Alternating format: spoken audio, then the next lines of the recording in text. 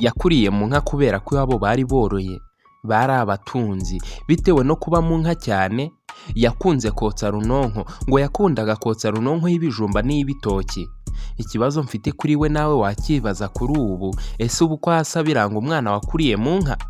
Tereka icupa nanjye nubura inyandiko, maze dusangire ubuzima bw'uyu mwari w'uburanga butagira uko busa, Nyambo Jessica.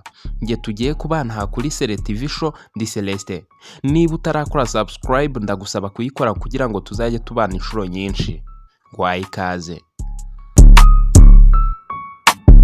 Benshi mu muzi nk'umukinnyi wa filime hano mu gihugu cy'u Rwanda, si no mu Rwanda gusa n'imahanga baramuzi. Nyambo Jessica yakuriye mu karere ka Kirehe, avuka ku wa 18 Mata mu 1999. Tubaze neza kuri ubu twasanga afite imyaka isaga 25 y'ubukure. Uyu mwari yakuze azi kuragira inka cyane, ibyo bimutera kubaho imibereho y'abashumba. Ibi nzi ko kubyumva neza birimo urujijo, ariko Nyambo yakuranye n'abasaza be bakundaga kubyuka bakajyana mu nka, bityo inzara yabafata bagakura ibijumba n'imyumbati bakotsa bigaherekezwa n'amata, bimwe tuzi nko gusomeza. Ibi mvuze ndabizi ko bigoranye kubyumva, ariko byumve neza. Nyambo Jessica amashuri abanza yigiye iwabo mu karere ka Kirehe, gusa seho yakomereje ayisumbuye muri Tronkome, yo yayigiye mu karere ka Rusizi. Aho yavaga iwabo Kirehe agiye ku ishuri Rusizi, agakora urugendo rw'amasaha arenga 9 yose. Uko kuva iwabo mu gitondo cya kare agiye ku ishuri ntibyamubujije gukunda ishuri cyane, ngo kubera ko ngo agira umurava akora n'umurimo wari wo wose yerekejeho amaboko. Nyambo Jessica yavuye mu karere ka Rusizi aho yigaga ajya kwiga i Kayonza Modern School, ari naho yahuriye n'ikibazo cy'amarozi. Nyambo Jessica ngo yakundaga gusobanurira amasomo abanyeshuri bagenzi be, ariko baje kumuroga yajya ahaguruka ngo asobanurire abanyeshuri biganaga, agahura n'ikibazo cyo kugobwa ururimi. Ibyari ibyo kumukurikira bigahinduka amasengesho, ariko ngo ibyo byabaye iby'ubusa bitewe n'uko ayo marozi yari afite ubukana budasanzwe. Ibi nabyo ntibyamubujije kwiga, bitewe n'umurava yari afite, yarize arangiza yisumbuye. Nyambo akiri umwana yakundaga gukina football cyane, kandi ngo yari ayizi cyane. Bitewe no kubura uko azamura impano ye yo gukina football mu cyaro, byamuteye gukina handball, ariko nabyo biba iby'ubusa biranga. Nyambo Jessica yagize amahirwe yo kuva mu cyaro yinjira mu mujyi wa Kigali. Ibi bimutera gushimira Imana cyane kubera ko yahagiriwe umugisha ubuzima bwe bugahinduka. Nyambo Jessica yaje kugirirwa amahirwe yo guhura na Mutoni Asia, umukobwa uzwi cyane muri sinema nyarwanda. Uyu Umutoni Asia yabwiye Nyambo Jessica ko afite impano yo gukina filime, ariko Nyambo ntabwo yabyumvise neza, bitewe n'uko atabyiyumvagamo.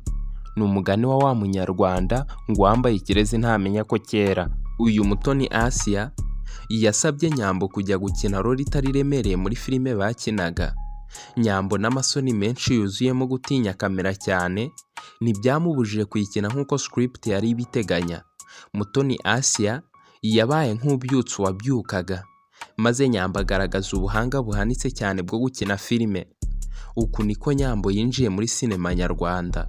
Nyambo Jessica ngo ni umuhanga cyane mu gukina filime, ariko hari role imwe yamunaniye. Iyo nta yindi ni ukuvugira hejuru. Wakwibaza ngo imunaniza iki? Impamvu Nyambo ananirwa gukina role yo kuvugira hejuru, ngo mu buzima bwe bwose ntaho yigeze avugira hejuru bitewe no kwitonda cyane. Nyambo Jessica ngo yagowe cyane no kumenyera imihanda yo muri Kigali. Kugira ngo yambuke umuhanda byari urugamba rutoroshye kuri we.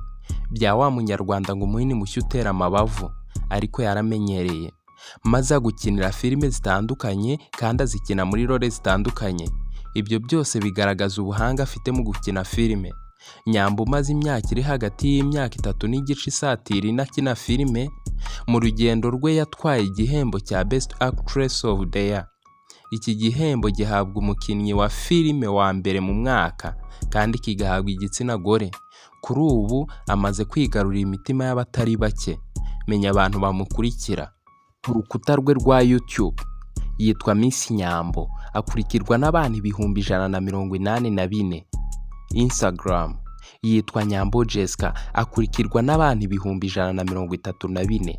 TikTok yitwa Miss Nyambo akurikirwa n'abantu ibihumbi 71 barengaho abantu 200. X yitwa Nyambo akurikirwa n'abantu ibihumbi 11 barenga abantu 800. Tubaze neza kuri izi mbuga nkoranyambaga ze twasanga abamukurikira basaga ibihumbi 441. Abahanzi benshi n'abakinnyi ba filime iyo bageze kuri iki kigero cy'ubusitani Nyambo Jessica agezeho cyangwa se bari hanyuma ye bahita bihindura imibiri, ariko ibyo byose Nyambo ntabikozwa, ntahahurira na tatouage kandi bivugwa ko atanywa inzoga, ngo intego ye ni ugushimisha nyina wamubyaye akanamuha icyubahiro amugomba nk'umubyeyi. Miss Nyambo iyo agira inama bagenzi be ababwira ko kwitinyuka ari bwo butsinzi, kandi nanone kugera kuri ubwo butsinzi bifashwa n'amasengesho, gusenga. Wowe twabanye muri iki kiganiro, niba wishimiye ko tuzajya dukomeza kubana, ndagusaba gukora subscribe kugira ngo tujye tubana inshuro nyinshi. Mbibutsa ko kuri buri wa gatanu no kuwa kabiri nzajya mbasangiza byinshi bitandukanye, by'umwihariko bimwe mwansabye muri comment. Mugubwe neza.